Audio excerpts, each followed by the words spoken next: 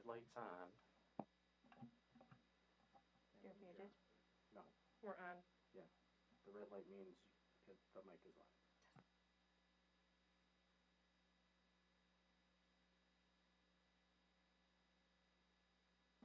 Testing.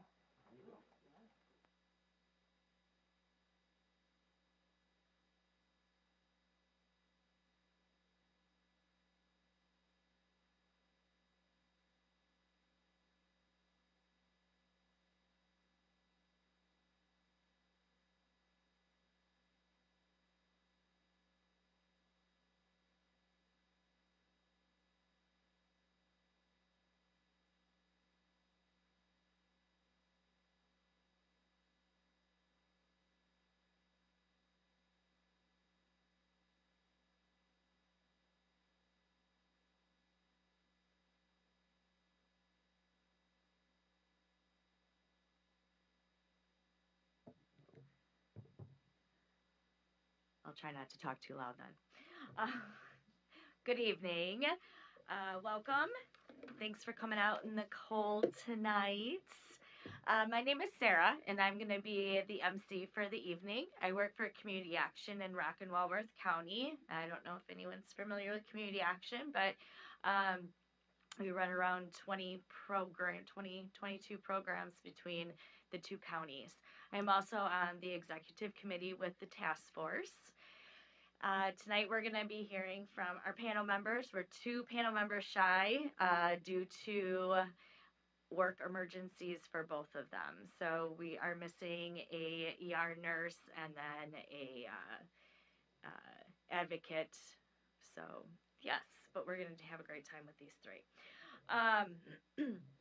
Since I kind of have and I have to stand in place, and this is going to be really hard on me, by the way, to not be able to walk and move. Since I have a smaller audience, can you guys just kind of tell me, do I have any educators?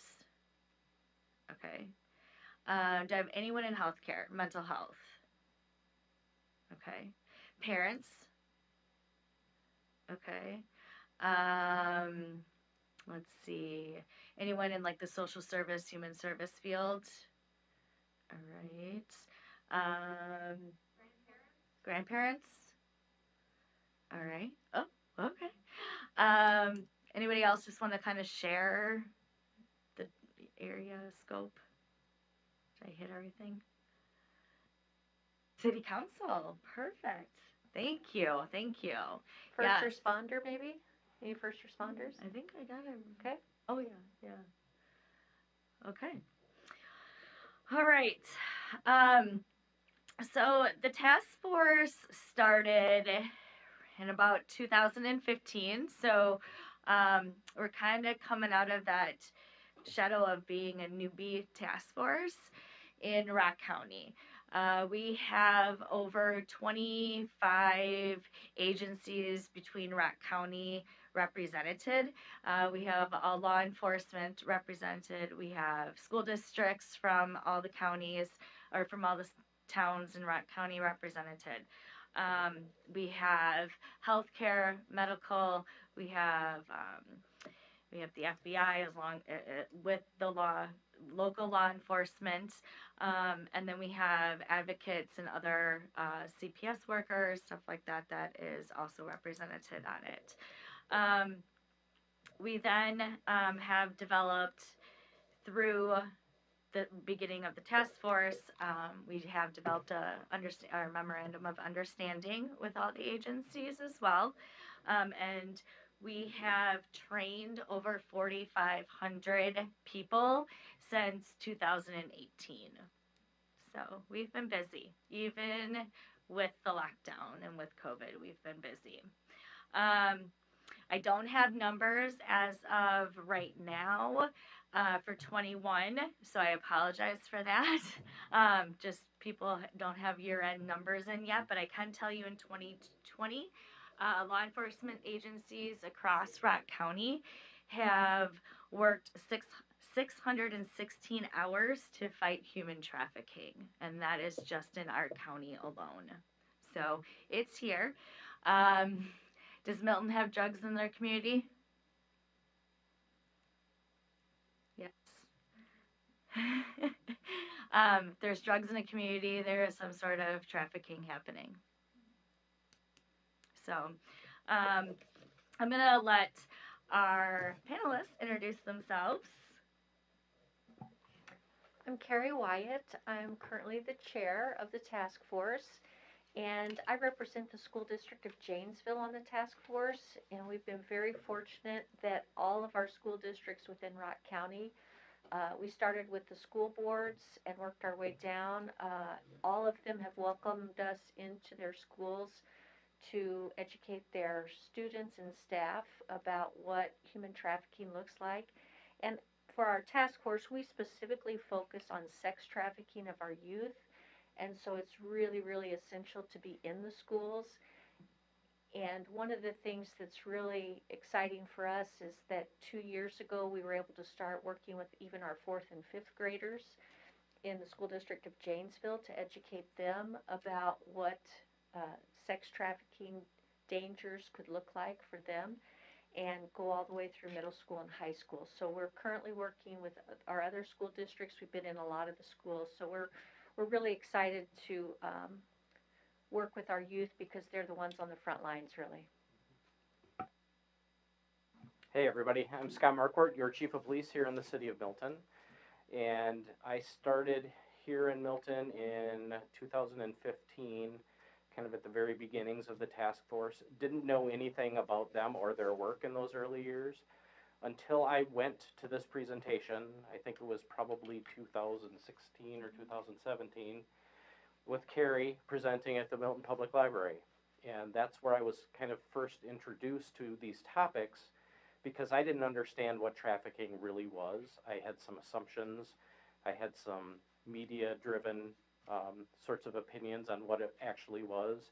And it opened my eyes. And then I got involved and now have the pleasure to be a presenter when we do these panels all across the county. So I'm glad you're here. We'll talk a little bit more throughout this presentation about what I see just within the city of Milton, and hopefully teach you some things tonight that my overall goal is, if you know what to look for, we're preventing victims from even occurring. So that's my goal that hopefully we can accomplish with you all tonight. Good evening. My name is Jennifer Chellevold, and I am a licensed professional counselor for Mercy Health in Janesville. Used to be called Mercy Options. So I've been on the task force about a year after it started. And do you know what year it started? 2015. Okay, so yeah, about the same time. So about 2016. I am one of a couple different mental health providers that are on the task force to kind of help out with the mental health portion of this. But our task force is amazing. We have a great group that are very, very dedicated. So I am also honored to be here to help present and help educate. Thank you. I do want to put a clause out that the information tonight and what they will share is a sensitive topic. So we just want to make sure you guys are also taking care of yourselves when you're in here. And if you need to step out for a minute, we totally understand. And if you need any support afterwards, feel free to come and talk to us. The definition of human trafficking is up on the screen. As Carrie had mentioned, tonight our task force really focuses on the youth being trafficked in our community. So, human trafficking of a child involves another person basically that is benefiting from force, defraud, coercion, and into a commercial sex act with another person. And we'll definitely get into what that looks like. So, as we know, we have learned that there's risk factors involved with sex trafficking. We're going to talk about some of those risk factors. However, please keep in mind too that not all of this looks the same. So trafficking doesn't trafficking does cross all race, all genders, all social economic, across the board. So it definitely, we'll hit one thing about like social media, and we'll talk about how, um, your child that's sitting next to you on the couch on their phone, how easy it can be to have that trafficker in your house on the couch because he's on the phone or she's on the phone with your child as she's sitting there. Scott, can you take us away with talking about some of those risk factors? Sure, if you want to bring up the next slide that I'm Yes. not going to read, but y'all can look at. When you look at this slide and look at the risk factors, I want you to think about the word vulnerability. The people that are most easily coerced into this work are people that have, yes, these risk factors, but they are vulnerable in some way to what are the overtures of somebody who might be pretending that they want a relationship with them, somebody who maybe over time they fall in love with, and are then betrayed with these vulnerabilities being held over their head. The reason why Sarah asked about drugs in Milton is because addiction is a piece of this. If if the trafficker becomes the drug source for somebody who has an addiction, that can be a hook that keep them working in the business. If somebody is a runaway, in fact, that little slide and adjoining the slide there, if nobody's looking for that person, it's a perfect person to bring into the work and begin exploiting them. So one of the things the realizations that I made when I first learned what this looked like is I made a lot of connections back to things like child sexual abuse, like the grooming process, and how that grooming can occur to make a child more apt to engage in sex acts with an older adult because it takes place over time. They're traffickers aren't grabbing people off of the corner and jumping out of the bushes. They're spending time with their potential victims to get to a point where they trust them, and then they violate that trust and they are sucked into a situation, especially when they're children, that they have no idea how to get out of. And then the trafficking can kind of continue from there. So a lot of similarities to grooming, we'll talk about power later on, a lot of similarities to domestic violence on what can keep a victim of domestic violence within a relationship and not have a clear path to get away. These are the same kinds of things that keep our trafficking victims with their traffickers. I realize some of that might be a little bit hard to read. Just wanted to reiterate some of the things that we see in this community as far as risk factors is definitely mental health, substance abuse, the age of the victim, the LGBTQ community, the homeless runaway, like Scott was saying too, and also Rock County, if maybe you want to explain this a little bit better than I will be able to, but sits on a corridor with the interstates and some major cities that come in and out, and that often is also an influence in our area. Milwaukee has the school. Milwaukee is known nationally as the Harvard of pimp schools. So you can actually search and find how to connect with traffickers in Milwaukee and go work with them, learn how to run a stable, learn how to recruit youth. And our male youth are just as vulnerable as our females, and that's often overlooked, although statistically, 3 out of 4 are going to statistically be identified as female. However, Oftentimes, a lot of that comes from our male youth just not um, identifying, and then also within the LGBTQ community, that population appeals to both men and women, and so they're already socially isolated in a lot of ways from their families and society, and so their vulnerabilities are extremely high. So our location on our corridor of traffic is we're on a perfect drug pipeline, and so that creates a lot of um, easy access and vulnerability easy access for our traffickers, and then vulnerabilities for our youth across state lines. Thank you, Carrie. Mm-hmm. Would you like to continue and talk about the grooming process as you started to mention?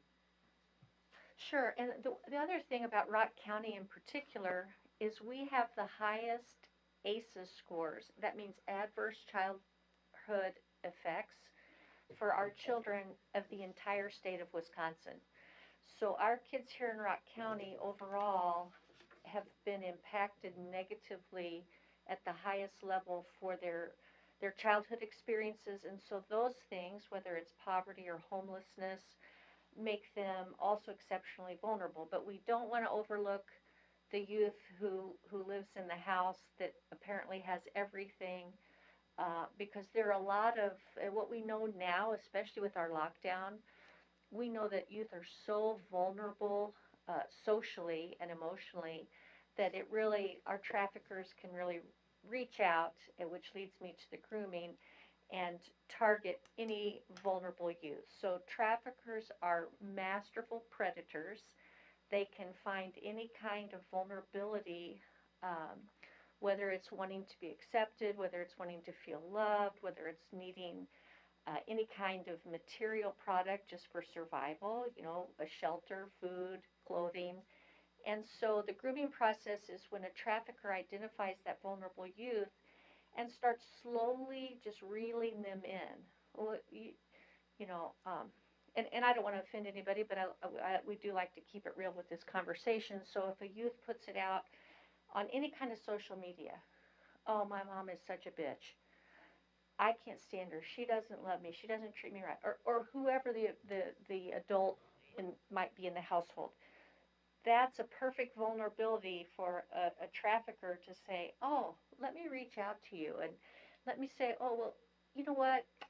I'll help you with that. Or I think you're beautiful. Or I think whatever it is that the youth needs to feel reaffirmed and to feel valued and to feel potentially loved. And so then that process can take months. It's a very slow process. Oftentimes women are part of the trafficking ring, because women can be much more approachable, seemingly, especially. Yep. Actually, that's a At a much perfect larger example. scale. Yes. Yep. Perfect example. Yeah, it's a perfect example, and what's so interesting about that is that that's at the highest echelon of the economic scale, and it's the exact same thing that happens with our youth here. So the grooming process happens with women and men. The women are often, we call them the bottom in the world of trafficking. That they're called the bottom bitch, but they're the woman who's been trafficked by the trafficker.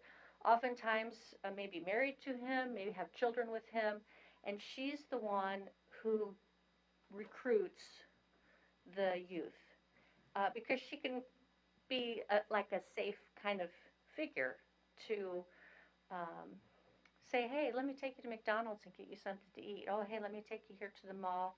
Let me get your nails done. Let me get your hair done. Let me give you what you don't have, and I'm going to value you and love you and take care of you.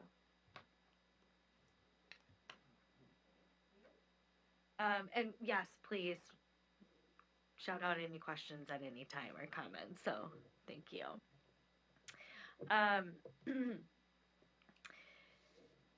So we've talked a lot about the risk factors and then some of the grooming process, and quite a bit of that grooming process happens online with our apps and with our social media.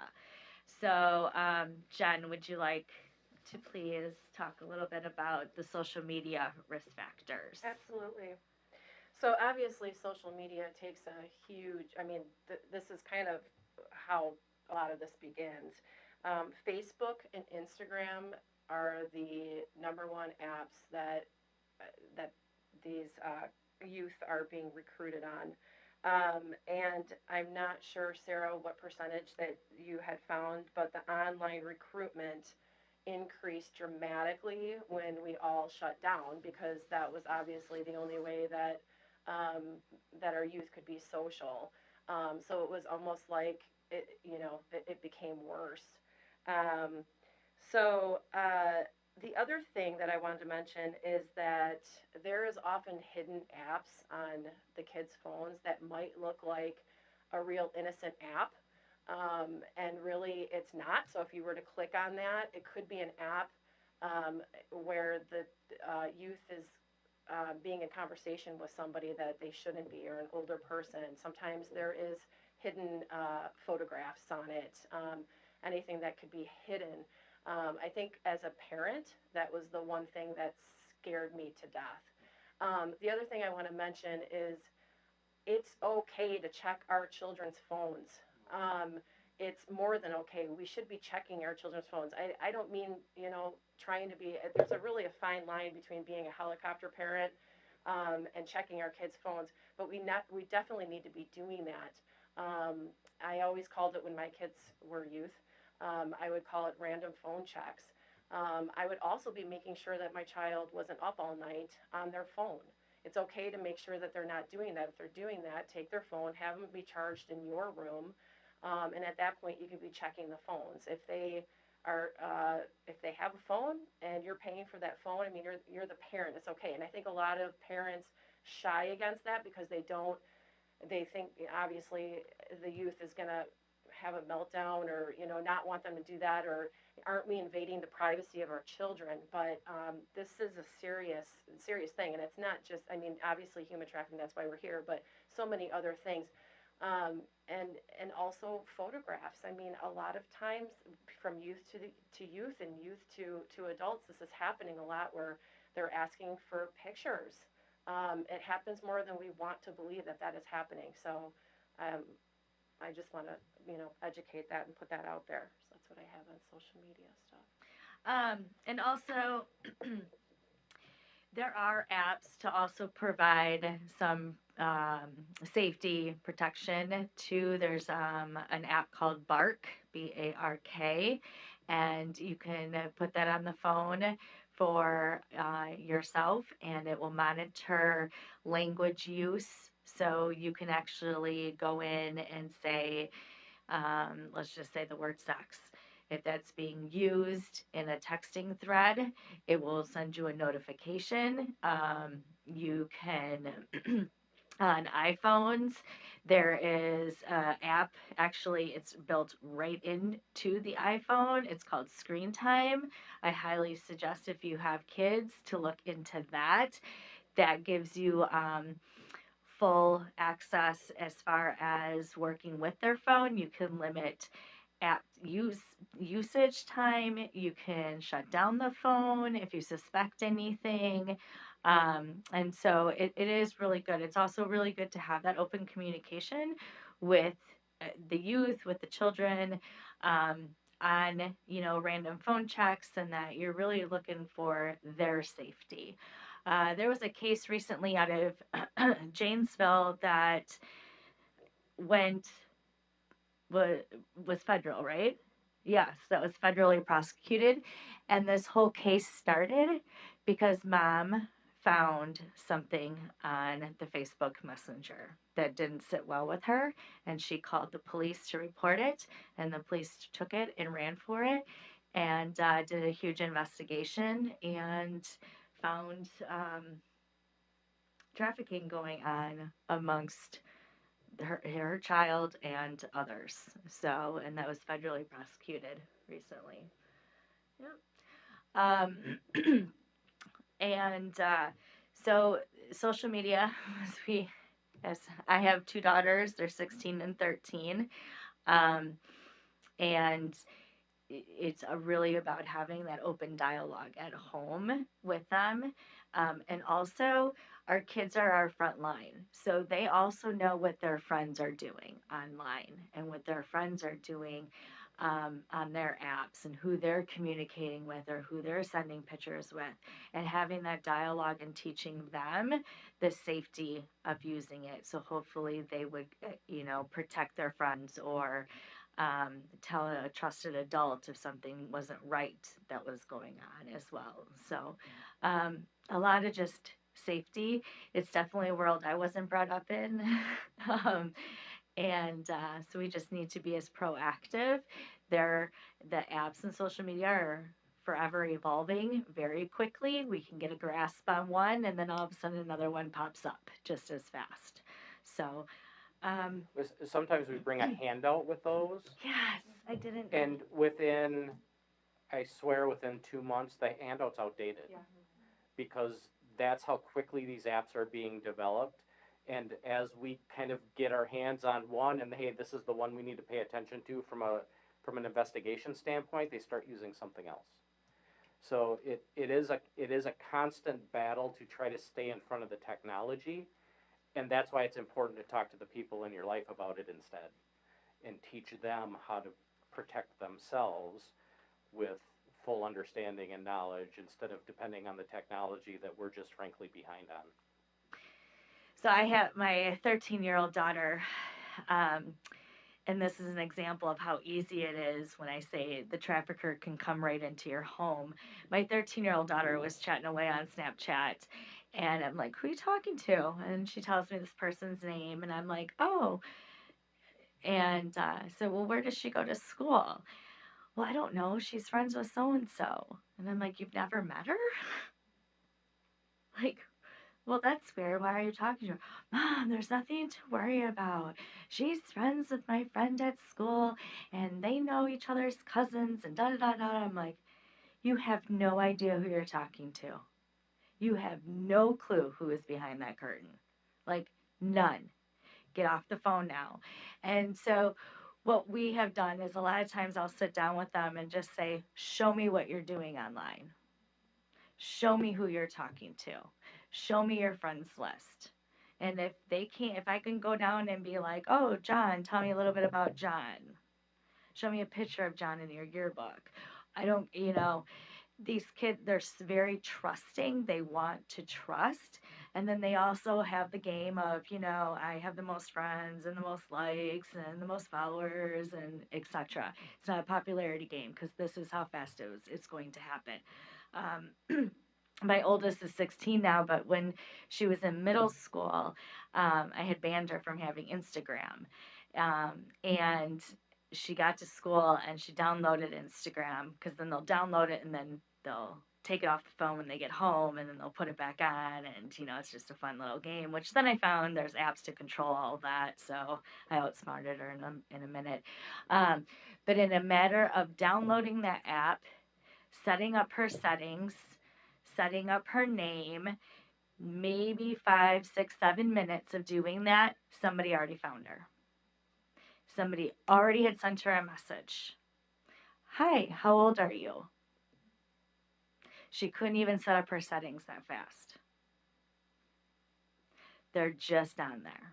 Now she knew better and she got a little scared and she told me about it and then she apologized that she shouldn't have done that because she didn't know what she was doing. She was in 7th grade at the time. She didn't know how to maneuver the safety precautions on the app, but that's how fast that happened. So they're just lingering out there for that. I could talk. One other thing about that is wherever youth play games, that's where the predators are playing also. They know where the kids go, and we see this is happening in our elementary age youth also. And so we don't want to minimize the fact that oftentimes these predators are people that the kids know also. They can be familial contacts. We especially see that in our elementary youth. It could be aunt Sue, who's not really an aunt, but a close family friend, or Uncle Johnny, who comes to the house all the time, but he's not really the uncle. And so, especially children who have parents who are out of the house working, uh, that elementary age youth is very vulnerable in that way. And so, that family contact or extended family, the generational family contact, they're preying on our children oftentimes. Thank you, Carrie. With that being said, one of our newest statistics that have came out is due to the shutdown and due to the lockdown and kids being at home more, we saw a 47% increase in 2020 of them being recruited and worked out from the people in their homes. So I had, when Scott was talking about um, seeing this kind of back in the day as sexual abuse, I had a client. I have a social work background, and years ago, he disclosed to me that at a very young age he was having sexual intercourse, and he didn't see anything wrong with it. He was a grown adult telling me this. He didn't see anything wrong with it at all. And come to find out, he came to actually a training that we did at a community panel, and afterwards he came up and he said, "That's what my mom did to me. I was doing that for rent." And now back in my day, back before quote unquote trafficking came out, I saw that as child sexual abuse, right? Like we have these older people having sex with a child. I saw that as sexual abuse. Now looking hindsight, that was trafficking. We've also had, just to kind of continue with that just a tad, we've also had cases in this county where it's generational. That mom and grandma, that's the work that they did, and then they teach the next generation that this is just what you do because that's all we've ever known. So interrupting those generational long-term situations can become hard because they're very isolated and private, but stopping the cycle that proceeds through the generations is something that this knowledge can help prevent.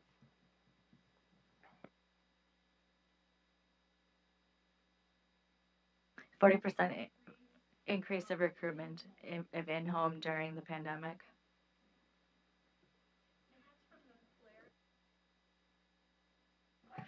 That's from the Polaris Institute, and they're nationally and internationally recognized for their work with not only sex trafficking but labor trafficking. And I would encourage you to check out their information on Polaris. Mm-hmm.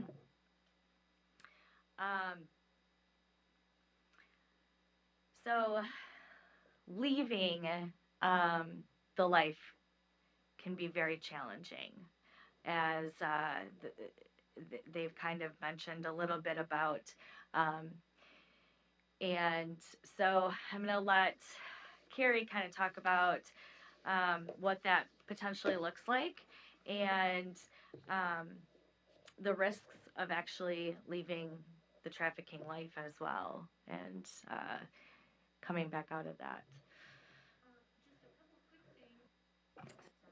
Better at this. After teaching virtually last year, I should know better. So just a quick thing with the physical indicators, you see the barcode up there. What we see, traffickers often identify who's in their stable with some kind of identifying tattoo. The barcode, that's okay, you don't need to leave it, but the barcode is something that's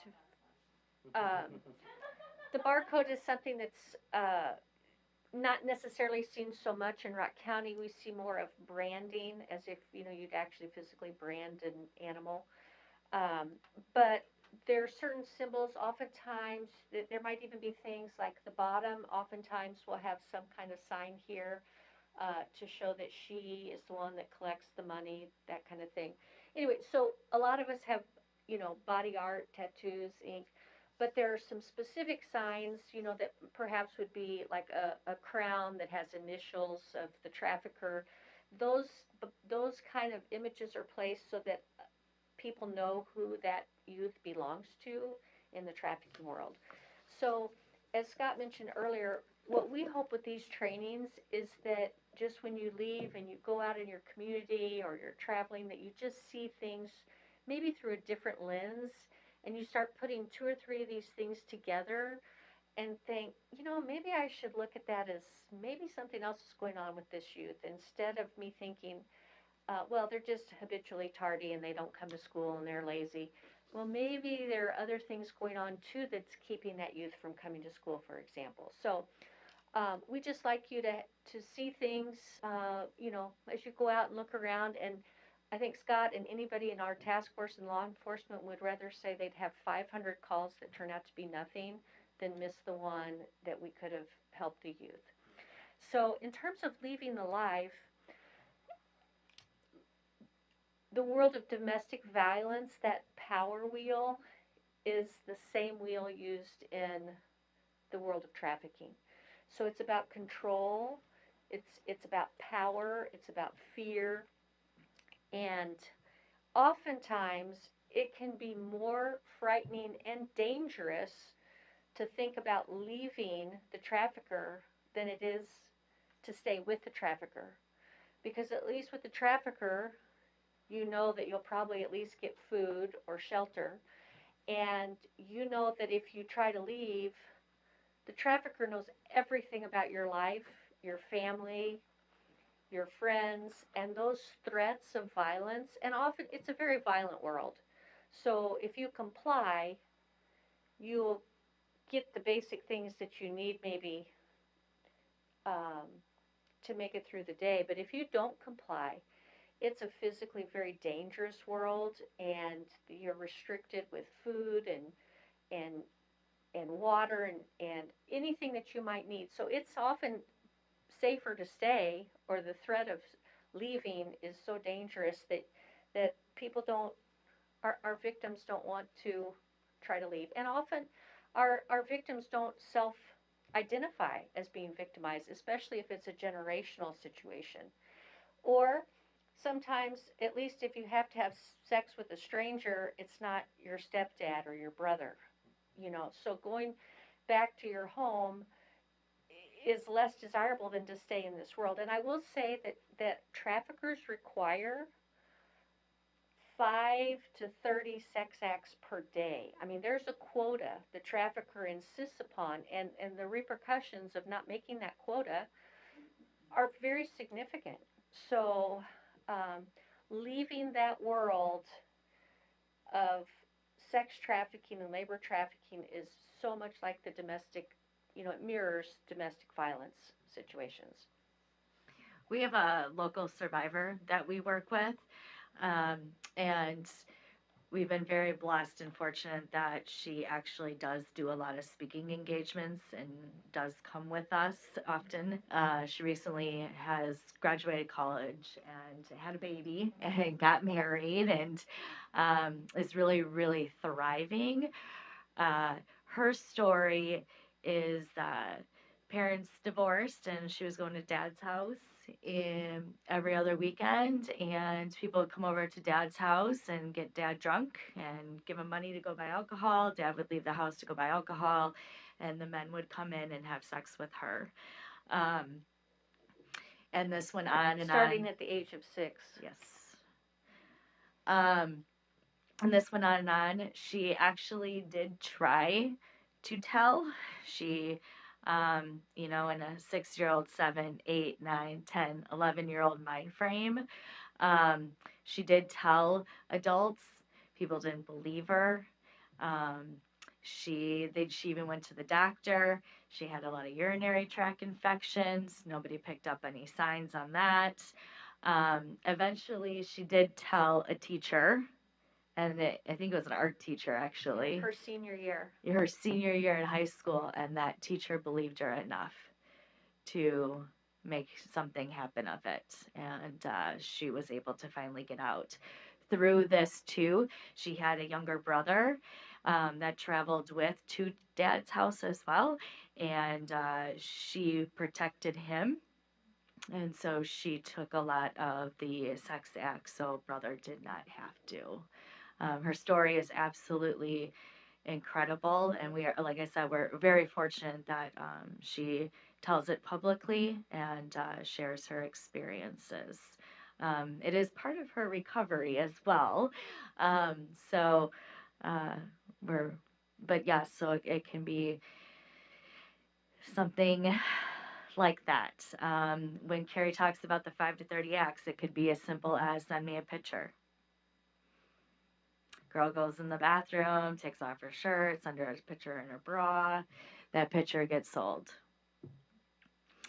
So, and one of the things about trafficking, as Scott was, Chief was pointing out earlier, is so a police officer can make a traffic stop.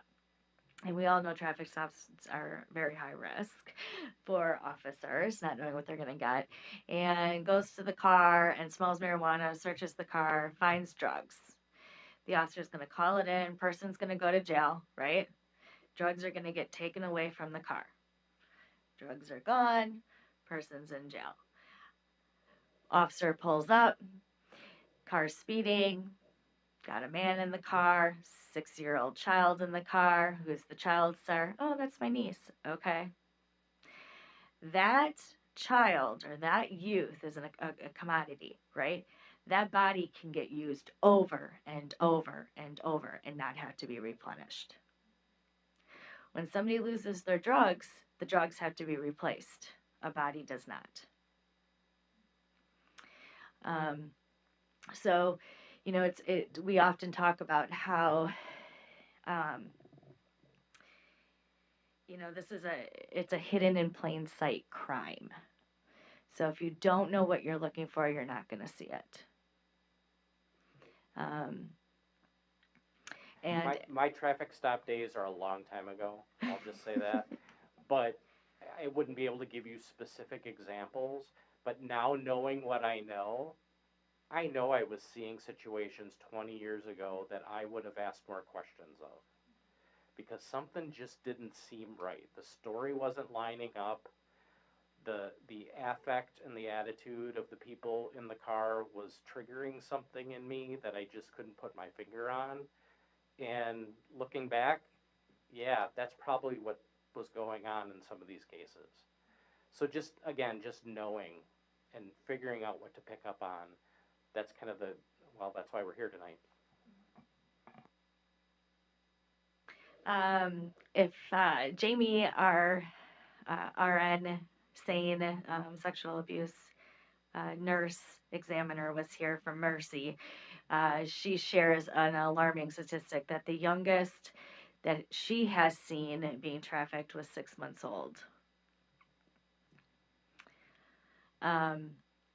So it's here, it's in our community, and we can't thank you enough for just taking the time and coming out here and just learning about it. And I know, as I was talking to the WCLO reporter that was here earlier, she had asked about data. And I'm a data nerd, right? So like one of the very first things is I want to know, well, how often is this happening in Milton? Or how often is this happening in Rock County? How many cases have you arrested? How many of this? And I want to know about that data, because to me, the numbers tell me that it's here, right? And unfortunately, we can't give you that data. And so I'm going to let Scott kind of talk about a little bit about how that's a challenge. Well, and just throughout tonight, see how these cases evolve. So you can't go, I put out an annual report every year. I'm working on the one for last year right now. There are no statistics in there about human trafficking. There are, though, about child sexual abuse. There are about domestic violence.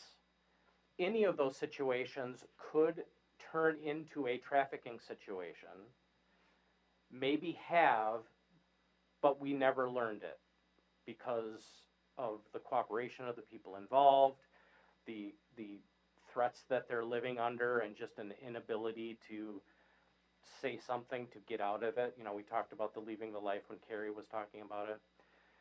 We also don't capture the statistics of the trafficking victims who never get victimized at all because we got in front of it. So it's definitely that's one of those good stories when somebody says something and we're able to intervene and then not create a statistic and not create a victim. It doesn't really show up well in the stats, though. Just anybody see the news out of Janesville just a few days ago? I got special permission from the Janesville Police Department to talk about this. They got a phone call from a detective in Connecticut.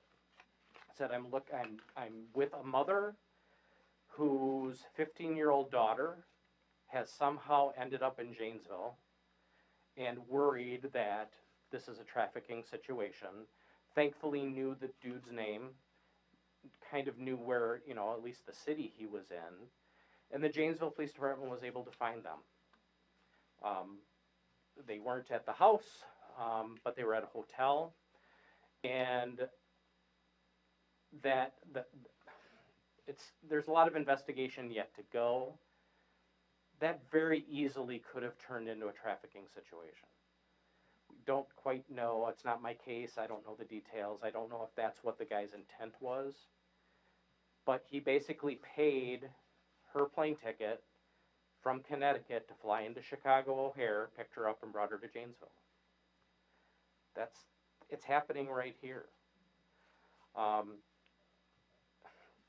And kind of the good piece of that story is because of the work that this group does and all of the cross-discipline interactions that we've had, where we've talked about, well, how will we manage these situations when they come up? The Janesville Police Department was able to contact our sexual assault program in Rock County, who fronted $800 to get that girl a plane ticket to go back home. So we got her reunited with mom. Bad guy's in jail. Unfortunately, we still have a sexual assault victim. But maybe we prevented a trafficking situation that could have continued from there. Again, that's not going to create a trafficking data point that we can point our fingers at. Here in Milton, even at our high school and middle school, we have lots of situations where Sarah mentioned the sharing of pictures, people soliciting our young people for nude pictures of themselves, and getting into situations where it starts escalating. Like you think it's safe to send this picture to somebody, you send it to them, then the threats start. All right, you do this or I'm sending this to your mom. I know all the people on your friends list, and that nude picture that you just showed me, I'm going to show them all to every single one of them unless you do this next thing. Again, it's not a human trafficking statistic that we can mark down, but that's how the work starts. And you could make the argument, like Sarah was saying, if they are selling those pictures, yeah, I mean, you could put that under the trafficking umbrella. Somebody is making money off of a sexual act of a minor through coercion. And we get in front of those cases by people knowing what they're looking for. And by, it saddens me how far down some of these kiddos get to what they're doing because they just don't know a way out. They don't trust the people that they can go to and say, hey, I'm really scared this is happening. So they keep going on until somebody can finally catch on and get in front of it. From what I understand, a lot of them are threatened that their family will be hurt. Yes. Yeah. Exactly. Absolutely. Oh, for sure. Mm-hmm.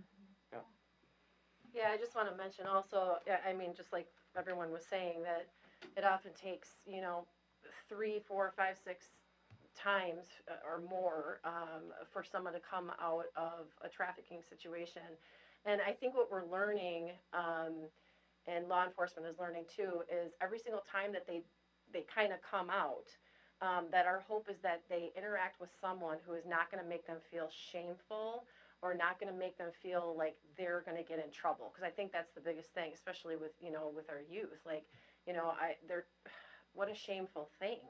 And they would rather, not do that. But if they can come in interaction with a social worker, a therapist, a law enforcement officer, and the more that we get the word out within those communities, within first responders, the more that, okay, maybe it's okay. Maybe I won't get in trouble. Maybe, it not feel so ashamed to be in the life.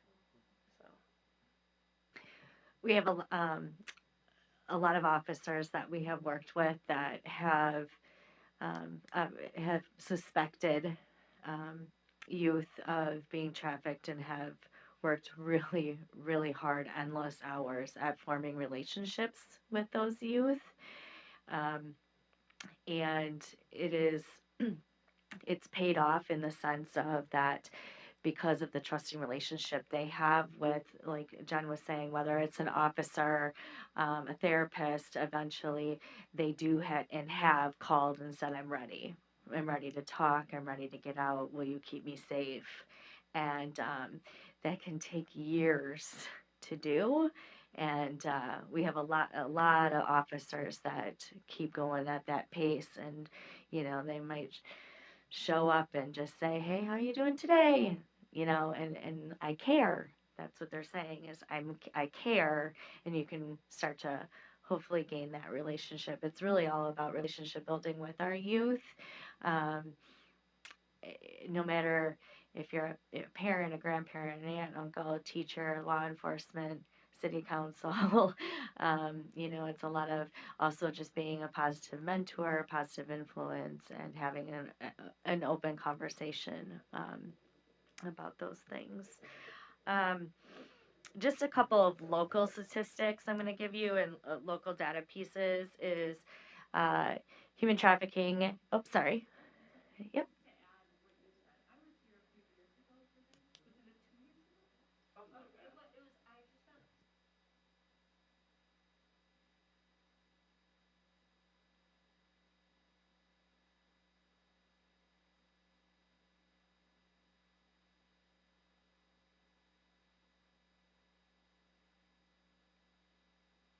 Uh-huh. Uh-huh.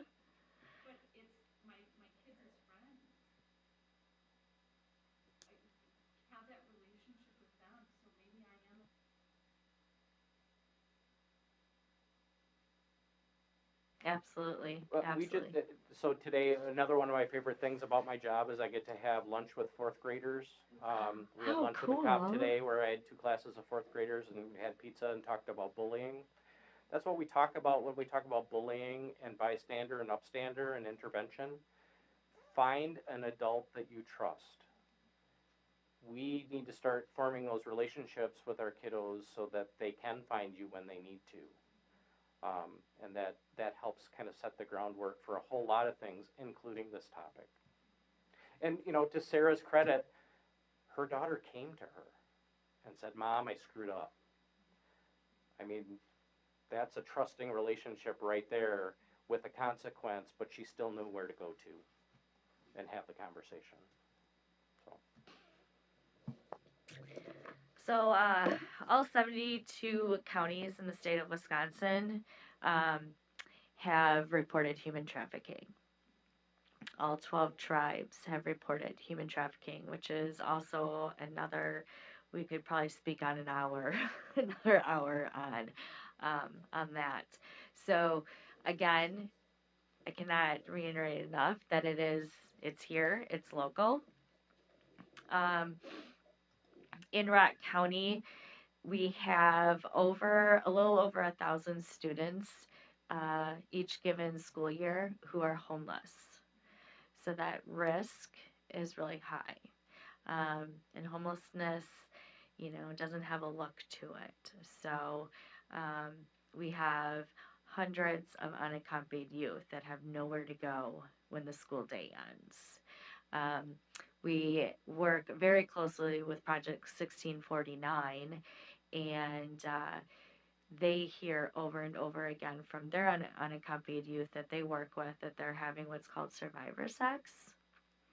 So it's, I'll give you a place to stay if you do this. Well, when it's, 20 below out and you want a place to stay, you're making some really hard decisions. And we work with a lot of teenagers that have to make those decisions, unfortunately.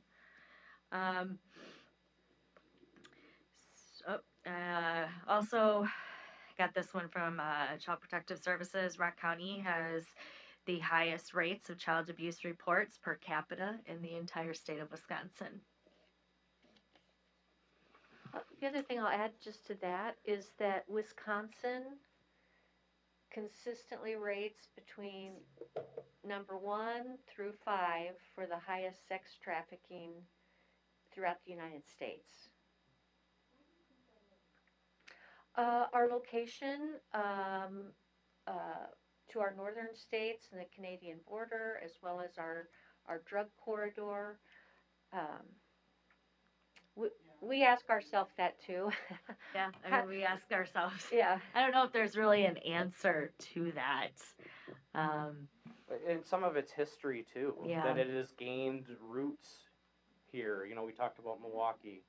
Those roots have run deep for a very long time. And so, once it starts being part of a culture in a region, it becomes somewhat self-sustaining, and then kind of starts ratcheting our statistics up. The thing about statistics for me is, especially when it comes to issues of child abuse and such, that our numbers are so high is dispiriting, but it also means it's getting reported. So there are people in the community that are noticing something, and they're saying something, and they're calling somebody. It's going to drive those numbers up, but we're also interrupting an abuse cycle for a victim. So as sad as it is, I'd rather see the numbers high than in the basement, because we know it's happening. It happens everywhere. Yeah. So, I'd like to spend like a couple minutes if anybody has questions or comments to ask our panelists. And you can always reach out on our Facebook page. Sarah is our awesome administrator. She responds immediately to things. So if you want to just individually reach out that way, you can do that. We always are available to participate in any kind of event, to come and raise awareness within whatever community events that you all have, or your own groups, church groups, youth groups, etc. Is this our first panel post-COVID? Yes. So we're coming out. We haven't done it in a while. Might be a little rusty tonight. I know, I'm feeling really rusty, Yeah. actually. So we're looking to do more of these panels now that we're kind of getting out and about again. So if there's any other groups that you think would benefit from this information, we'd be happy to do it.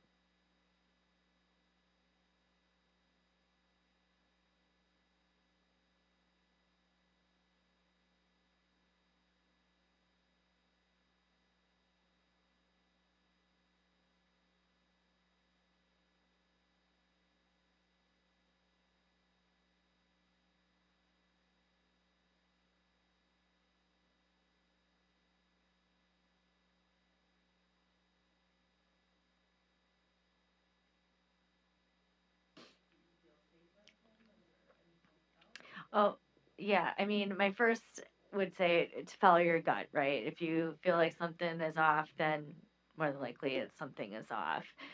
Continuing to build a relationship and continuing to ask the questions. especially if she or he can be alone and there's not anybody else in the room, or I don't know if you're doing it at the hospital or in the home or at school or anything like that, but continuously just to build that trusting relationship, and also ask about the story multiple times and see if that story changes up, because then that's also a really good sign that there's something, and it very well could not be obviously trafficking, but there could be something more involved, and right.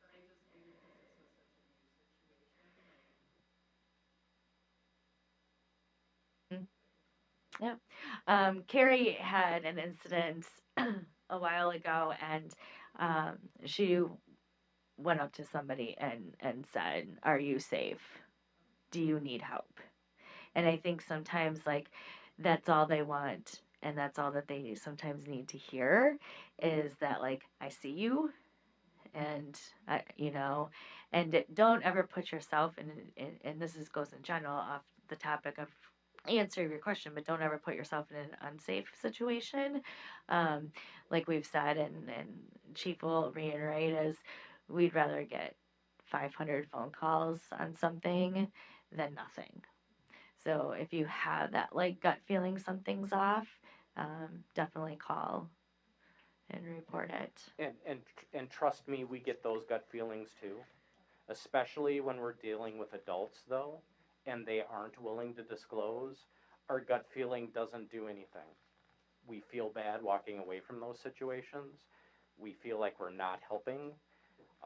If she tells you, no, seriously, it's just a fall, and you don't believe her, but she's not going to tell you anything else, that's what you're stuck with. But ask her again the next time she comes back if she's okay, and ask her the time after that, and the time after that, and start impressing upon her that, yeah, you are willing to listen if there's something that she wants to talk about. Any other questions? So what can you guys do? As we've talked about, seeing things through a different lens, looking at situations differently, starting to build those relationships, mentoring. Um, I know you were saying that, kids are over at your house and friends are over there. One of the things, our house is, well, sometimes I say unfortunate, but it is fortunate that it's like the hangout house, right? And one of the things that we practice at our house is eating dinner. So I don't care how many kids are at the house, they're all sitting down at the kitchen table and we're all going to have dinner together. And it's weird to see how awkward that is for some. So just, you know, building those relationships in that safe area to come to and talk to. Um, it's definitely worth the extra groceries. You're absolutely.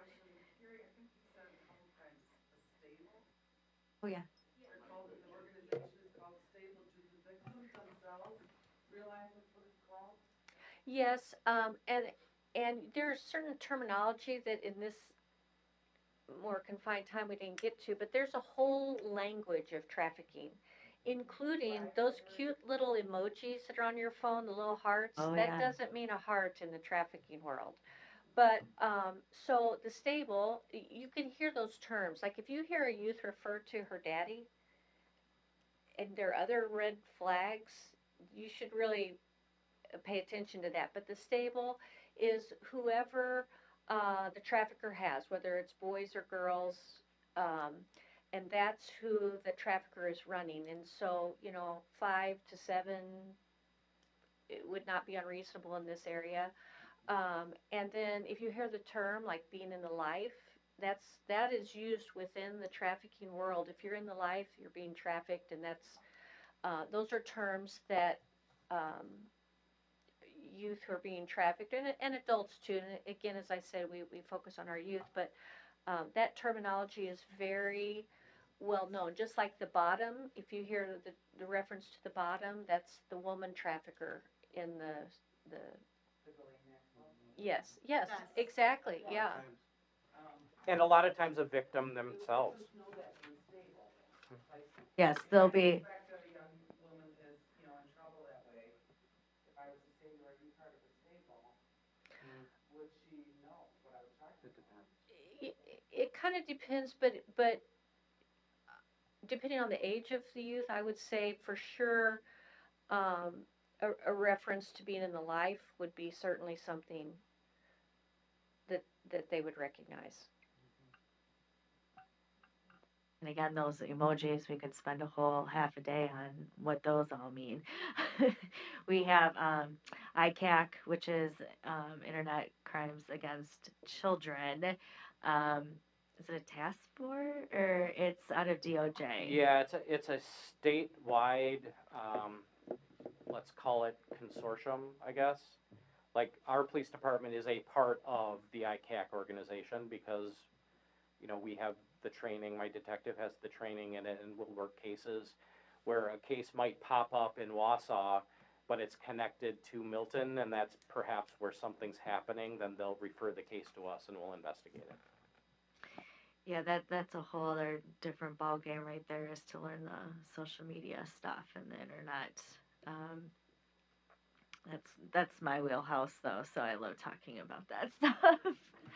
um, we're and like I said, just be proactive. So leaving here tonight, go share one thing that you learned with somebody else, and have that conversation. And we're going to show you a video that we're very proud of that the task force put together. You'll see some familiar faces in it. We've used this quite a bit since it launched when did it launch? So February. February last year. Yeah, it's almost a year ago. We're very proud of this video. Dry Water Productions locally helped us out with this. So we're going to show you this little clip too.